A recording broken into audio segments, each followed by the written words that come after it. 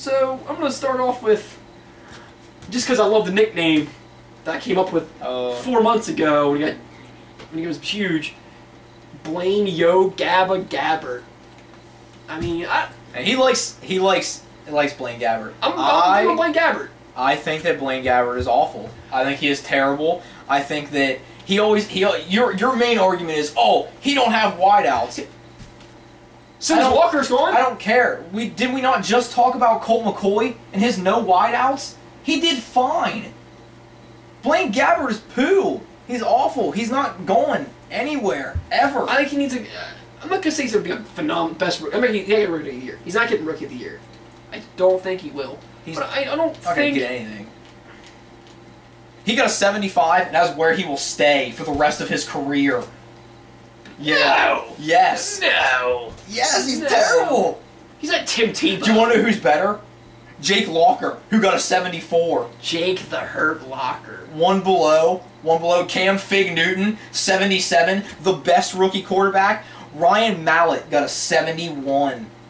But here's the thing, though. Patriots can take any quarterback there is. Yeah. And Bill Belichick, make him a god. Tom Brady went like, what, 199th pick in his draft, 5th round or something like that? Tom Brady is now, what we talked about earlier in this list, Matt Castle. 99 overall. Matt Castle. Boom. I mean, I understand Matt Castle was throwing to Randy Moss and Wes Welker, and he got thrown into the offense like that, and he's still quality. And now Bill Belichick won't let him. And now he left, and he's still quality. Like, I don't know if it's Bill Belichick builds these quarterbacks up to this, or he just finds them. You know what I mean? I think he finds them. Might be a little bit of both. I think he finds them. I think Bill Belichick's an eye for detail. In drafts and the trades and all that. But when it comes to the rookies and these quarterbacks, I don't like the man. I don't. But sometimes you gotta respect certain people you don't like. And I thought this time I actually respect the rating they gave Cam Newton. I respected it. I respect it too. Yeah. 77 he's not the best. solid. He's not the best rookie quarterback in this draft. If you gave Gabbert, Newton, and Locker all 75s and gave Mallett a 74, I'd be fine with that. But you know, Cam Newton's not the best. He was the number 1 pick. No. I think he got those 2 or 3 extra points because he was the number 1 pick. You know, that's not fair. I mean, from playing with Newton in the game, I mean, you remember it. Yeah. I broke for a beast run. Big touchdown. Big touchdown. He's like a Big Ben 2.0 if he can keep his head on his shoulders. And if he doesn't keep his head on his shoulders, we're talking Jamarcus Russell 2.0. And I don't think nobody wants to see see Jamarcus Jamarcus Russell right 2.0 now. ever again. So next we're going to do the running backs. This draft class, probably one of the junkiest running back draft classes. Except for one. There was one. And this goes I'm really scared. Because this goes to my dark horse team. That one everyone's forgetting. I'm not forgetting them. You're not forgetting them. I'm not forgetting them. They're in the division.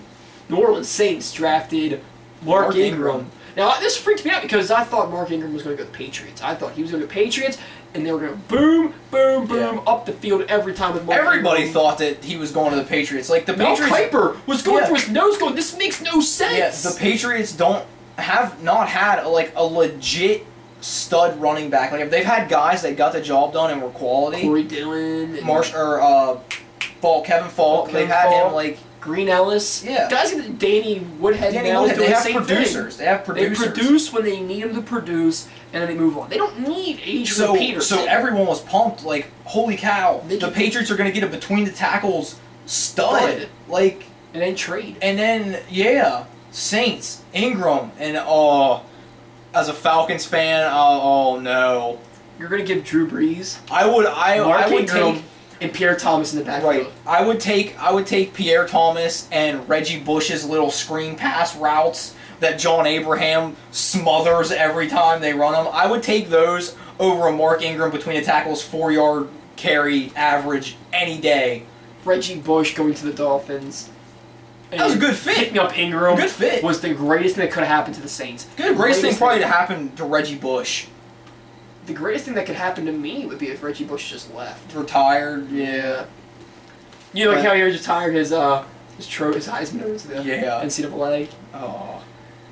And then, like, the next running back was Ryan Williams, and, like,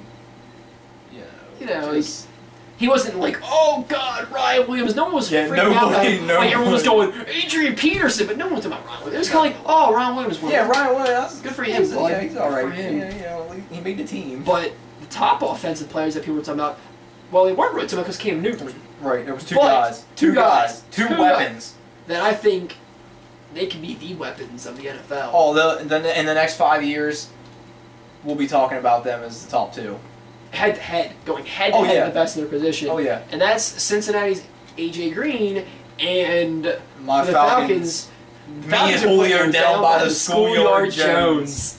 That's gonna be like they gave AJ Green an 80, which is fine because if you're a rookie weapon, like 80, that's pretty fine. Solid. Whatever. That's pretty solid. Give Julio Jones a 78. Like, I honestly think they're on the exact same level. I'd say just do it even because I mean they were pretty same equal. Level. Just knock them both to 79. Even it out. Just even it out. But I mean, you had Jonathan Baldwin, the Chiefs. Yeah. And again, this wasn't a big draft. The Chiefs don't really need him. And honestly, after seeing are the Chiefs really going to use him? Really, Dwayne Bowe and Jamal Charles are going to consume that offense. Like, you got to use him. Who knows what? You ain't going to use him. Who knows what Matt Castle's going to want to do? Well, I mean, Matt Castle he's kind of unpredictable. He don't really have a main weapon. Yeah, and because he's unpredictable, Jamal Charles is going to carry the ball 25 times a game and average 6 yards a carry. So, yeah, how does that make you feel that that's going to happen? Fast as hell. Yeah. Now we go to the defense. Yeah, there wasn't like a lot of studs, so we just decided to go ahead and go with the 5 best defensive players because. I'm now looking at the list actually, and I noticed that we've actually forgotten one, bud. Who? This goes back to our underrated team of the year. Oh, yeah. Well, I didn't put him on here because he wasn't one of the top 5 ratings. Which is kind of bold because Nick Fairley should be in the top 5 ratings. Nick Fairley got a 77. He was like the 7th or 8th best defensive rookie in the game. I think that Von Miller got gypped. He got a 79. He was 5th. He was 5th. He went number 2 in the draft. I think that Von Miller is a game changer. That's who I thought the Panthers should have took instead of Cam Newton. You're telling me I have to play against the Broncos and try and run the ball with Von Miller and Elvis coming off the injured list, Doomerville? Yeah. You ain't gonna run the ball. It ain't gonna happen. Oakland, you ain't gonna run the ball. Well, Darren McFadden's pretty big. Darren McFadden's pretty decent. Chargers, you're not gonna run the ball. Probably not. Chiefs are gonna run all over the place. I mean, it was a smart pick. It was a smart pick for the Broncos. It's gonna help out. It's gonna help control the run games for a lot of teams got to play. Denver, their team. But I mean, like the Panthers, you take Von Miller. You got a guy that can shut down LeGarrette Blount. You got a guy that can shut down Michael Turner. You got a guy that can shut down Mark Ingram, and you're probably still gonna have the worst record in the NFL. I thought Von Miller should win number 1 in the draft. He's going to change more games than Cam Newton's going to. Oh, yeah. But if you take Von Miller, that one defensive player probably isn't going to win you games, but he's going to give you a solid defensive core for a very long time. So you still lose 14 games. You take Andrew Luck next year, you got Luck and Von Miller. Boom. Done. You got an offensive guy that's going to hold the team together, and you got a defensive guy that's going to hold the team together. Here's a guy that's going to be a game changer. This is why I disagree with the trade that the Cardinals did, that we will talk about here soon. Yeah, we got the top 2 guys were Marcel Darius and Patrick Peterson. Patrick Peterson. He is fast, he is tall, he is strong. He is Deion with muscles, is what he is. Deion Sanders with muscles, it's pretty intimidating. And everyone was going, yes, Cardinals, we're going to have Dominic Rodgers-Cromartie and Patrick Peterson. That's what it's going to be. I mean, we'll talk about the trade later, but that would have been. If you had them, St. Louis ain't passing.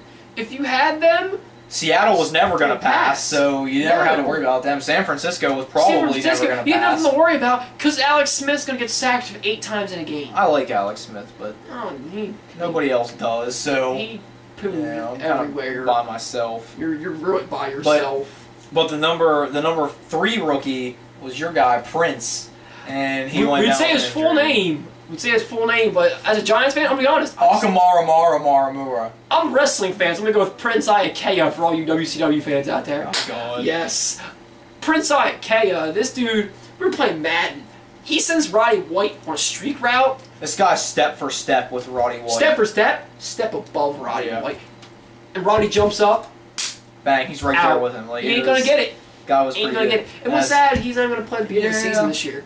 Got hurt. And Got hurt. Now the Giants are gonna lose their first 6 games, and then they'll finish the season 9-1, end up 9-7, miss the playoffs again. Maybe not though, because I'm serious. Vic's gonna destroy the Eagles season. I'm calling it. I'm sticking to my guns. Dude, brother. Vic's gonna destroy the Eagles season, and Cowboys poo.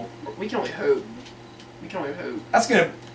People think that division's the most Sorry for competitive, being biased.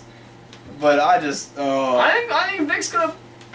He had a good season. That's awesome. I'm happy for him. People but figured what it happens out. to They a guy figured it out. who's playing for table scraps? He's gonna play a whole lot smarter, whole lot tougher, and then you gave that guy table scraps $100 million. I saw what happened the last time we gave Mike Vick $100 million. He ran for 1,000 yards. Is that really what the Eagles want? Do they want that? I want to hear about that though, because you got Mike Vick breaks his leg, Matt Schaub is discovered. Then Vic gets called for dogfighting. He goes away. You still have get rid of Matt Schaub. We got rid of Vic. And I had heard before the season we got Bobby Petrino. I was so pumped. Bobby Petrino developed this offense around Michael Vick. Dude had 1,000 rushing yards last year. He's unbelievably athletic. This is going to be our year. So guess what? To make Vic happy, we get rid of Schaub, and I was like, oh man, Schaub goes to the Texans. I hope you know what you're doing. Throws to Andre Johnson. If you wondered how that worked, just go check his stats last year. I was terrified because if Vic goes down, I didn't know Vic was a criminal, so I was terrified. I was terrified. Vic goes down with an injury. Oh man, we got no one on this roster that can run his offense. He got put on the worst injury list you can be put on though. Prison sentencing. Yeah, he went to prison. So we had a Michael Vick playbook run by Joey Harrington, which got us Matt Ryan. So I guess I can't hate him too much, but I'm telling you, he's gonna go back to his Atlanta ways this year. I feel it. I can sense it. That division is not gonna be nearly as powerful as everyone thinks. So